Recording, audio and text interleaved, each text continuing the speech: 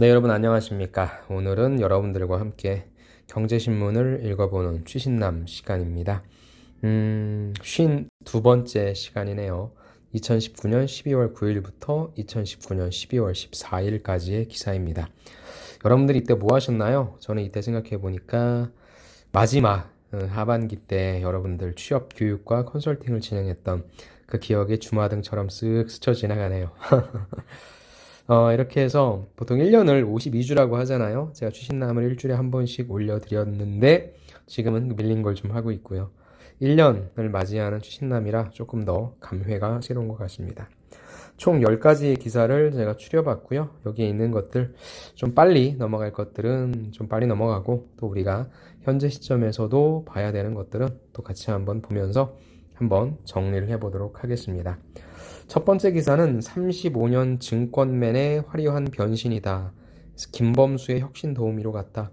아무래도 올해에는요, 이 카카오에 관련된 기사가 많이 등장할 것 같습니다.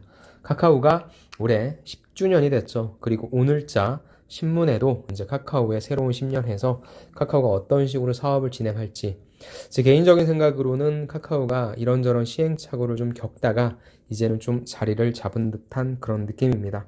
그 중에 한 축을 담당하고 있는 것이 바로 이 금융 쪽이 되겠죠. 그래서 카카오로 옮기는 김주원 한국금융부회장 인터뷰를 했다고 합니다. 김범수 의장이 김남구 부회장의 김주원 영입 삼고초를 했다. 그러니까 이분이 한국투자, 그러니까 동원 그룹 쪽에 속해 있는 회사죠.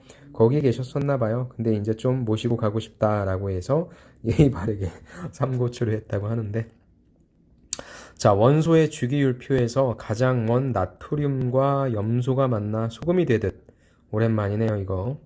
자, 카카오 연결 가치에 금융을 접목한다. IT 금융화학적 결합에 헌신하고 싶다. 이야, 이런 게 뭐예요? 여러분들 지원 동기로 써먹어야 되는데. 우리가 하는 비유, 은유, 뭐 이런 것들이 뭐 틀린 건 아니지만 이런 걸 좀 해줘야 면접관이 딱 쳐다볼 텐데 좋은 것 같네요. 그런 표현으로도 좀 보시고요. 전 개인적으로 이 인터뷰가 CEO의 인터뷰잖아요. 그럼 이런 것들이 사실 기획성의 인터뷰가 좀 많습니다. 특히나 우리가 좀 듣도 보도 못한 기업들의 CEO가 나온다라고 하는 건 좀 이렇게까지 얘기해서 그렇지만 이 신문사와 이쪽에 있어서 우리가 흔히 뭐 맛집을 어떤 방송에서 보면 우리가 알지 못하는 뭐 그런 배경에 그런 것들이 있지 않습니까? 그런 것처럼 그런 것들이 많은데 전 그럼에도 불구하고 이런 CEO 인터뷰는 참 좋아합니다. 그렇게 해서 어떻게 카카오로 가게 되는지 또 지금 있는 그때 당시 김재철 회장 이분이 동원 때 면접 들어가시는 걸로 유명했었죠. 라고 얘기해서 이런 인터뷰들이 쭉 나와 있거든요. CEO가 어떻게 보면은 이분이 카카오 금융 쪽에 있어서의 얼굴이라고 할 수 있겠죠. 그렇기 때문에 말 한마디가 되게 중요할 겁니다. 여기 나와서 하는 인터뷰 한마디 한마디 단어 하나하나가 이분의 개인적인 생각이 아니라 최대한 정제되고 회사의 어떤 사업 방향과 일치하는 말씀만 하실 거기 때문에 여러분들이 이렇게 좀 가볍게 나와 있는 형태의 내용을 읽어보신다면 저는 여러분들이 좀 딱딱한 그런 사업 방향이라도 조금 더 쉽게 이해하실 수 있을 것 같습니다. 그래서 매주 월요일 날 보면요. 이렇게 매일경제에는 CEO 인터뷰가 2건이 나오거든요. 요만큼이 메인, 요만큼이 뭐 좀 서브로. 저는 이 2건 보는 게 가장 재밌어서 그 중에서 여러분들이 좀 볼만한 요거는 꼭 보셨으면 좋겠습니다. 그래서 이분이 카카오 지금 뭐 금융 파이낸스 쪽이 되겠죠. 그쪽을 어떻게 발전시킬지 한번 좀 지켜보면 좋을 것 같습니다. 자, 두 번째 기사입니다. 금융산업. 우리 회장님 여기 한 달에 한 번 갔다. 금융산업 기사고요. 조금 더 디테일하게 얘기했을 때 은행입니다. 은행인데 여기 한 달에 한 번 갔다. 어딥니까? 바로 캄보디아네요. 국민 80%가 통장이 없는 캄보디아라고 합니다. 우리 회장님 한 달에 한 번 갔다. 손태승 우리금융 회장의 여권 3분의 1이 캄보디아 입국 도장이라고 합니다. 최대 외국계 은행 도약 발판 마련하고 또 신한도 현지서 전자 지갑을 출시하려고 하고 은행 투자 80% 베트남에 쏠려 있다. 경쟁은 치열하지만 투자 매력이 여전하다. 이익 절반을 해외에서 버는 일본은 사실 우리나라는 제조로서 밥을 먹고 사는 회사지만 죄송합니다. 밥을 먹고 사는 나라지만 일본 같은 경우에는 뭐예요? 금융소득으로 밥을 먹고 사는 나라예요. 그래서 뭐 이런 예가 있잖아요. 화이트리스트 배제했을 때 우리는 수출의 타격이 일본보다 우리는 수출의 타격이 좀 덜하다.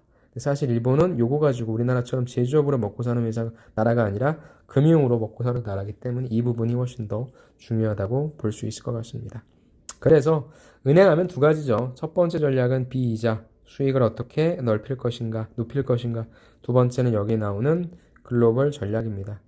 사실 여러분들한테 이 글로벌 전략에 대해서 디테일하게 얘기한다라고는 요구할 것 같지는 않아요. 왜냐하면 사실 괄목할 만한 어떤 성과는 보여줄 수 없기 때문인 것 같습니다. 그래도 제가 여기서 여러분들한테 같이 나누고 싶었던 이야기는 각각의 해당의 은행들이 글로벌 사업들을 어떻게 진행하고 있는지 뭐 그런 것들을 좀 보자라고 하는 겁니다. 4대 금융지주 신남방 총자산 순이익률, 그 다음에 신남방 순위 국가별 비중, 그 다음에 신남방 뭐 직원수 등 괜찮은 것들이 나와 있으니까 이런 내용들을 보시고 글로벌 사업에 대한 내용을 좀 판단하시면 좋을 것 같습니다. 세 번째 기사, 요거를 어떻게 정의를 내릴까 좀 고민을 했었는데 이제 이렇게 정의를 좀 내려볼게요. 플랫폼 산업입니다. 주유소의 재발견. 잘 보세요, 여러분들. 전국적으로 깔려있는 것들이 되게 많이 있습니다. 가장 대표적인 것이 편의점이고요. 그 다음에 요즘에 마스크로 되게 유명해진 무엇입니까? 우체국이죠. 그 다음에 여기 있는 주유소, 그 다음 뭐 전화국 이런 것들이 다 무엇입니까? 전국적으로 깔려 있습니다. 오프라인 플랫폼이라고 저는 지칭을 하고 싶고요. 그래서 플랫폼 산업이다라고 좀 제가 제 나름대로 지칭을 했습니다. 이런 주유소의 재발견, 전기차 충전하고 가족 식사할까? 약간은 거리감이 있어요. 밥을 먹어야 되는데 기름 냄새가 난다? 이 부분 약간 좀 거리감이 좀 있을 것 같고요. 그래서 전기차 충전일 경우에는 왜 이건 시간을 또 기다려야만 하는 그런 조건이 있잖아요. 그럴 때 그런 시간 기다리는데 식사하고 카페 있고 이런 부분들은 괜찮을 것 같죠. 지금 주유소들이 이거 다 고민하고 있죠. 복합 서비스 공간으로 수익 돌파구 모색. 버거킹 입점 예상의 대박 이런 거 원래 있었잖아요. 주말 가족 손님 1000명 북적. 카시어링 쉽게 차고지 빌려주고 셀프 세차기 매출도 쏠쏠하다. 그래서 우리들은 이 표를 보면 좀 좋을 것 같아요. 자, 주유소가 어떻게 변화하고 있냐? 전기차 충전 당연하죠. 공유 차량, 즉 차를 우리가 어디선가는 픽업을 해야 될 거고 어딘가는 갖다 놔야 될 텐데 그 플랫폼 되는 것이 주유소. 그 다음에 라스트 마일이라고 하죠. 현대가 이제 킥보드까지 하는데 이런 거 충전할 수 있는 공간. 그 다음에 기존부터 했던 게 택배 서비스, 식품 매장, 세차 서비스 등이죠. 그래서 요건 뭐 당연한 거고요. 요걸 기반으로 해서 어떤 식으로 여러분들이 무엇인가를 만들어낼 것인지 새로운 그 다음 여기에 또 들어가는 것이 공유경제, 구독경제라는 시스템도 들어갈 수 있겠죠. 한마디로 요 프라인의 요 땅덩어리, 요 플랫폼을 활용해서 어떤 사업과 매칭시킬 수 있을까? 이런 부분 고민하시는 거 좋을 것 같습니다. 거기 관련된 내용이니까요. 좀 보시면 되겠네요. 다음에 취업 뉴스. 여러분들이 모든 분들이 다 대기업 공기업은 아니죠. 중소기업도 괜찮다. 근데 어느 중소기업이 괜찮은 중소기업인지 모르시는 분들 많은데 매년 중기벤처부에서 소부장이 뭐죠? 소재, 부품, 장비 회사 강소기업 55개사를 선정한답니다. 그래서 기계 쪽, 반도체, 디스플레이, 화학, 자동차, 전기전자 6개 부분 요거를 선정한다니까 여러분들 보시고 기업 한 다음에 선택하시면 되겠네요. 그래서 여기 나와 있죠. 강소기업 55개 선정사, 다윈, 뭐 대성하이텍, 삼형기계 뭐 이런 회사들이 있으니까 이런 회사들은 여러분들이 검색하시면 다 어떤 회사인지 나오고요. 워크넷에 들어가셔서 청년친화 강소기업 아니면 이런 중기부 들어가시면 각각의 기업들이 어떤 회사인지 아니까 꼭 대기업이나 공기업이 아니더라도 뭐 이렇게 얘기해 죄송하지만 이름 없는 회사를 들어가더라도 나는 괜찮다. 이런 회사는 괜찮아요. 어찌됐건 국가에서 양성하고 육성하는 회사니까. 그리고 이런 회사들은 보면 다 세계 최고의 기술력들을 갖고 있는 회사라서 이런 기업을 타겟팅하는 것도 저는 하나의 전략이 될 것 같습니다. 그래서 요거는 여러분들이 꼭 요거는 뭐예요? 자료 중소벤처기업인데 이걸 제가 들어 찾았는데 찾기 되게 힘들더라고요. 요 화면은 제가 이렇게 띄워드릴 테니까 지금 캡처하셔서 여러분들의 이번 상반기 때 진행하실 때 하나하나씩 좀 검토하시면 좋을 것 같습니다. 찍으세요. 1, 2, 3. 자, 다음 취업 뉴스 또 하나 볼게요. 선망하는 IT 기업 이렇게 하면 합격이라고 합니다. 카카오, 네오위즈, 구글, 선망하는 IT 어떻게 하면 합격이냐? 카카오 같은 경우에는 개발자 블라인드 공채, 자기주도적인 업무 태도 필요하다. 이건 뭐냐면 실질적으로 생산성을 바로 낼 수 있는 분이 필요하다는 거고요. 네오위즈는 우리 회사에 게임이 익숙해져야 된다. 저는 절대 못 가겠네요. 전 게임을 안 해서. 구글 코리아, 상시 채용, 코딩 실력, 도메인 지식 필수 역시 다 무엇입니까? 관련된 직무, 역량의 전문성을 좀 본다 생각합니다. 블라인드하고 상시 채용하면 여러분들 뭐 그냥 뭐 맘에 내킬 때 뭐 뽑는 거 아니야? 뭐 그냥 뭐 좀 이따가 뭐 뽑힐 수 있는 거 아니야? 아니요. 실질적인 경력이 많이 필요해요. 신입 같은 경력 같은 신입 뭐 이런 분들이 좀 필요하기 때문에 저는 뭐 이런 어떤 뭐 말장난에 속지 마시고요. 이런 부분들이 뭐 추상적인 부분이 아니라 실제 여러분들의 실력을 갖춰야 됩니다. 경력이 있어야 된다는 소리죠. 그래서 그런 관점으로 쭉 한번 보시기 바랍니다. 블라인드 이렇게 생각하시면 돼요. 블라인드 채용과 공기업은 좀 다르지만 수시 채용은요. 실질적으로 일할 수 있는 역량을 지니신 분들을 뽑는 구조다라고 보시면 될 것 같습니다. 자, 6번은 참 좋은 기사인 것 같아서 좀 갖고 와봤어요. 중국의 반도체 굴기 했는데 중간 점검 한번 해보자 라는 내용입니다. 단락도 오랜만에 첫 번째 문장들만 좀 읽어볼게요. 중국은 전 세계 반도체 60%를 소비하는 세계 최대 시장이다. 우리나라도 여기 제일 많이 가죠. 그렇지만 자금률은 16%에 불과하기 때문에 얼마나 아깝겠어요. 돈이 밖으로 빠져나가니까. 자, 4차 산업혁명은 AI, IoT, 5G 등을 선점하려면 더욱더 많은 반도체 필요한데 독자 기술 확보하기 어려워서 고민이다. 그래서 2015년도에 수립한 중국 제조 2025 반도체 국산화를 내년까지, 올해죠. 2020년까지는 40%, 25년까지 70% 우리 반도체를 쓰겠다라는 거죠. 사실 이게 뭐예요? 배터리는 그렇게 됐잖아요. 전기차 배터리. 자, 우선 낸드 플래시는 중국 국산화 성공에 한 발 다가서고 있다라고 합니다. 중간 점검하는 거예요. 다만 중국 자체 기술에 의한 최초의 디램 양산은 올해로 넘어갈 것 같다고 합니다. 미국의 제재에도 불구하고 반도체 산업을 육성하겠다는 의지도 역시 변함이 없다라고 얘기를 합니다. 결론적으로 중국 반도체 산업을 우리와 비교하면 낸드는 2에서 4년, 디램은 6에서 8년 격차가 난다. 미중 무역전쟁 덕분에 우리 기업이 시간을 번 것은 사실이지만 안심할 단계는 아니다. 그래서 요거죠. 철강, 알루미늄, 자동차에 이어서 다음번 통상 화약고가 될 반도체에 대한 면밀한 분석과 대비가 필요한 시점이다 라는 내용입니다. 좋은 것 같습니다. 이런 내용들 누가 좋아해요? 임원들이 좋아하죠. 자, 텔 다시 뽑고 있죠 지금. 텔 뽑고 있는데 이런 내용 전 한번 좀 들고 여러분들 가셔서 입사 포부 이런 부분, 지원 동기 이런 부분에 잘 섞어주셔도 좋을 것 같습니다. 다음에 카카오 얘기가 많이 나오네요. 신사업과 디지털 전환에 맞는 키. 자, 빅데이터, 플랫폼 경쟁력에 AI, 모빌리티 등 원천 기술 보유. 얼마나 많은 데이터가 있겠습니까? 또 전 국민에 다 깔려져 있잖아요. 거기에 AI, 모빌리티 등 원천 기술 보유하고 있어서 항공, 대한항공, 통신 뭐 당연한 거고요. 금융, 의료까지 전방위 파트너십 10건 체결. 기업 디지털 생태계 조성 화보로 카카오 이렇게 될지 누가 알았냐고요. 정말 김범수 의장은 대단한 것 같아요. 자, 어디 협력했는지 좀 볼까요? SK텔레콤과는 상호 지분 교환 및 통신, 커머스, 콘텐츠 분야, 현대해상은 디지털 금융 서비스를 위한 이제 모험도 나오죠. 삼성화재도 역시 손보사 설립 추진하고요. 유플러스랑은 교통 서비스, KT랑은 커넥티드카 서비스, 뭐 다 협력 안 하는 데가 없네. 그 다음에 항공, 이거는 지난 추신남 때 얘기했었죠. 대한항공. 소매는 롯데면세점, 빅데이터 마케팅, 케이블 방송은 CJ, 이제 LG헬로네요. 카카오 미니를 통한 셋톱박스예요. 그 다음에 허그, 주택도시 보증공사도 했어. 모바일 전세보증금 반환보증 서비스, 서울 아산병원 다, 와, 끝내주네요. 깔려있잖아요. 모든 사람들이 카카오톡은 다 쓰니까 요걸 통해서 관련된 서비스들을 제공할 수 있으니까 얘네들도 다 끌고 들어올 수 있게 만들어 놓는 거죠. 이게 플랫폼의 힘입니다. 힘. 대단합니다. 아무튼 관련된 내용이니까 쭉 읽어보시면 조금 딱딱한 내용이지만 아까 그 그림을 보신 다음에 이걸 보시면 조금 더 이해가 되실 겁니다. 카카오의 가능성을 좀 얘기했던 거고요. IT 산업 이거 같은 경우에는 아무래도 요즘에 IT 또 저도 삼성 사피를 계속 나가고 있기 때문에 이 부분에 대해서 좀 관심이 많은데 각각의 이제 클러스터를 좀 정했어요. 충남 천안 쪽에 있어서의 융복합 디스플레이, 대전 대덕에 있어서의 국방, 방산 쪽이 되겠죠. 전북 전주 하면 이쪽은 아무래도 식품이니까 농생명, 그다음에 전남, 광주 에너지죠. 이쪽 전기차 관련된 부분. 그다음에 인천 송도에는 바이오, 뭐 셀트리온, 삼성 바이오로직스. 그다음에 포항 쪽에 자동차 모바일이 있네요. 그다음에 울산 쪽에 이제 아무래도 현대중공업이다 보니까 친환경 자율운전 선박.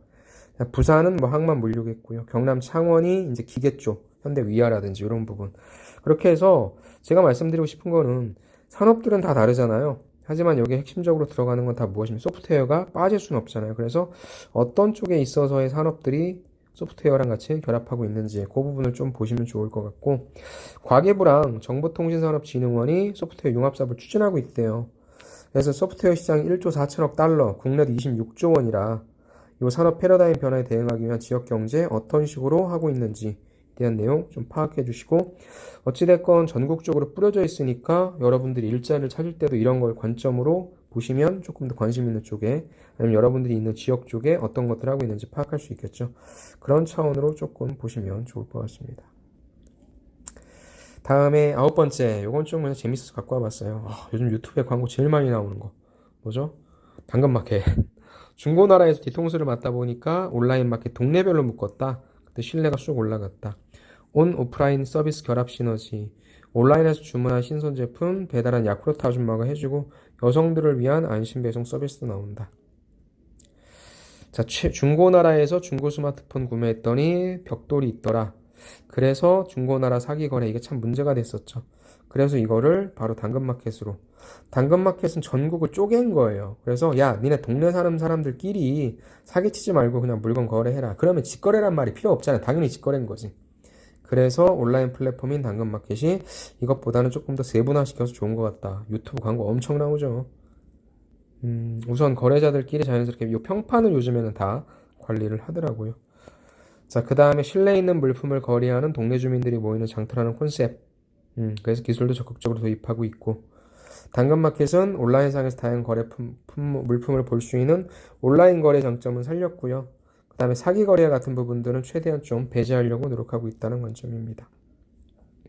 그 다음에 한국 야쿠르트 아줌마가 음식물이 죄송합니다. 음식 HMR 같은 거 배달해 주는 거, 그런 부분들이 있고요. 그 다음에 아까 얘기했던 여성 안심 배송 서비스 등 온라인의 편리함, 오프라인에 가진 정서적인 따뜻함. 즉 뭐예요? 이거는 어떤 상품을 좀 사고 쉽게 빠르게 산다고 한다면 이걸 전해주는 어떤 매개체가 오프라인도 될 수 있다라고 우리 이승윤 교수님, 제가 좋아하는 분인데 이분이 얘기한 사례입니다. 그래서 비즈프리즘이라고 여러분들이 검색해 보시면 이분이 적으신 칼럼들이 좀 있어요. 건질 게 좀 있습니다. 특히 여러분들 전략 짤 때 저는 이분 가장 기억에 많이 남는 게, 뭐 이분이 만든 건 아니고 향기 마케팅. 예. 사람들이 눈으로 보고 체험할 수 있는 게 있는데 이 코로 향기 마케팅도 있었거든요. 그 사례 때문에 이분을 좀 알게 됐는데, 예, 좋은 내용들이 많이 있으니까 이 비즈프리즘도 좀 봐주시기 바랍니다. 무슨 매일경제 홍보대사네. 다음에 트렌드. 자, 뉴트로 하면 딱 생각나는 게 있을 거예요. 근데 1억 경 팔렸답니다. 무엇이? 여러분들 좋아하시는 분들이 있을 거예요. 바로 진로 이스백. 제대로 잘 돌아왔죠.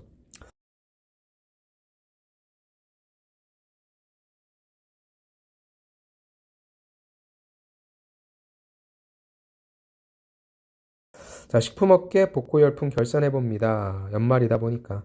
오징어버거 해피라면 나 한 번도 안 먹어봤네 이건. 제7시 후에 히트상품 대열에 3분 요리 양반김 등도, 이야, 이거 디자인 보세요. 로봇 태권 부위? 뭐 그런 애니메이션 같은 경우 그런 어떤 글자체인 것 같은데, 아무튼 그런 내용들을 담은 그런 디자인인 것 같습니다. 그래서 이런 디자인과 뭐 소주병 참 이 진로이즈백은 병을 너무 이쁘게 잘 만든 것 같아요. 소장하고 싶게. 그죠? 제 생각만인가요? 자, 아무튼 올해 가장 큰 인기를 끌었던 뉴트로라고 하는 관점에서 뉴트로는 이걸 이렇게 두음 법칙이죠. 전연령대를 공략할 수 있다는 그런 핵심 사업 전략으로 사로잡았다라고 해서, 또 오징어 버거 저는 처음 보죠. 그 다음에 뭐 3분 카레, 예전에 진짜 HMR의 원조는 이거였죠. 예전에 참 먹어보고 너무 맛없어가지고 제가 다시는 안 먹었었는데, 1996년도에 햇반이 처음 나왔거든요. 이때 제가 이 햇반이랑 요거로 같이 먹어봤어요. 와, 나는 그러고 보면 HMR의 어떤 선구자였네. 얼리어답터였네.